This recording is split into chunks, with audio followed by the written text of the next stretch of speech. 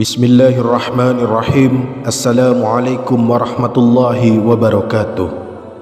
Allahumma salli ala Sayyidina Muhammad wa ala ali Sayyidina Muhammad.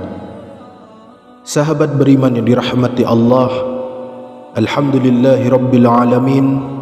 Kita masih diberikan kesempatan oleh Allah subhanahu wa ta'ala untuk bisa berjumpa dan bertemu kembali di dalam channel ini dalam keadaan sehat walafiat.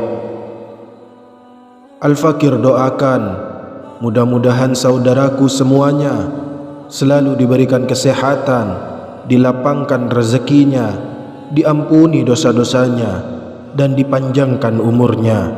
Amin ya rabbal alamin.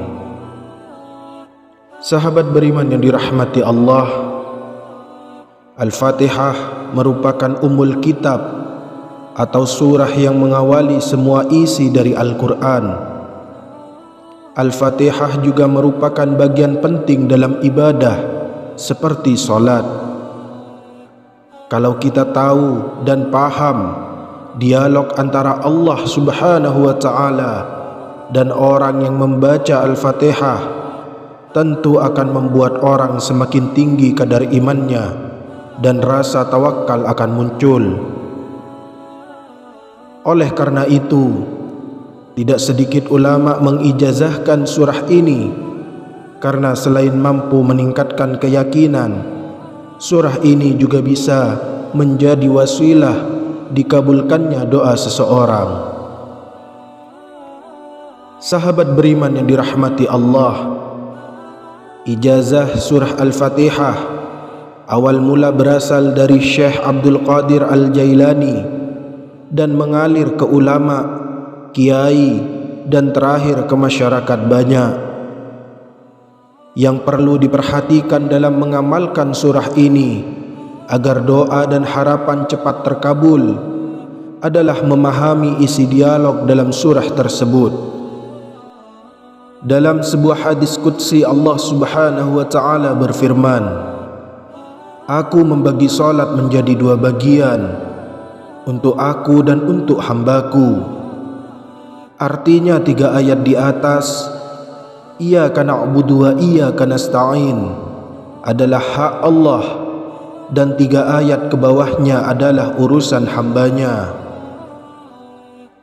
Ketika kita mengucapkan Alhamdulillahi rabbil alamin, Allah menjawab, "Hambaku telah memujiku."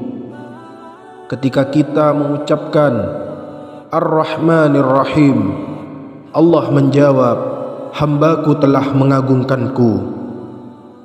Ketika kita mengucapkan Maliki Yaumiddin, Allah menjawab, "Hambaku memujaku."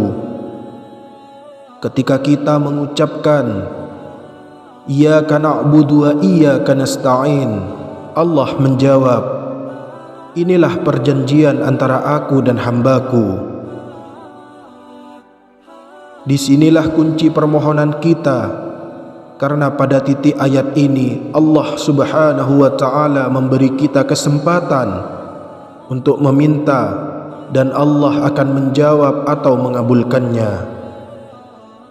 Oleh karenanya dianjurkan pada kalimat atau ayat ini Iyyaka nasta'in dibaca berulang-ulang, ada yang 7 kali, ada yang 11 kali, dan ada yang 21 kali. Tetapi secara umum biasanya dibaca 11 kali, lalu berdoa dan dilanjut bacaannya. Ketika kita mengucapkan Ihdinas siratal mustaqim, siratal ladzina an'amta alaihim ghairil maghdubi alaihim waladdallin, Allah menjawab, perjanjian antara aku dan hambaku akan kupenuhi yang ia minta. Dan pokok penting yang perlu diperhatikan agar niat dan harapan sukses membaca surah Al-Fatihah ini dari awal dengan cara perlahan, seraya seakan-akan kita mendengar jawaban Allah dari masing-masing ayat yang dibaca mulai awal sampai selesai. Tidak cukup hanya mengambil bagian pokok saja pada kalimat Iyyaka nasta'in dan diisi doa dan selesai, melainkan mulai dari awal surah harus diresapi.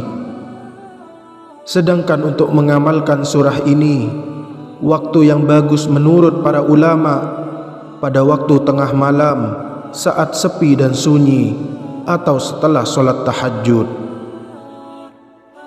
Semoga dengan membaca dan berdoa menggunakan surah ini, harapan dan permohonan kita diijabah langsung oleh Allah Subhanahu wa taala. Amin ya rabbal alamin. Wassalamu alaikum warahmatullahi wabarakatuh.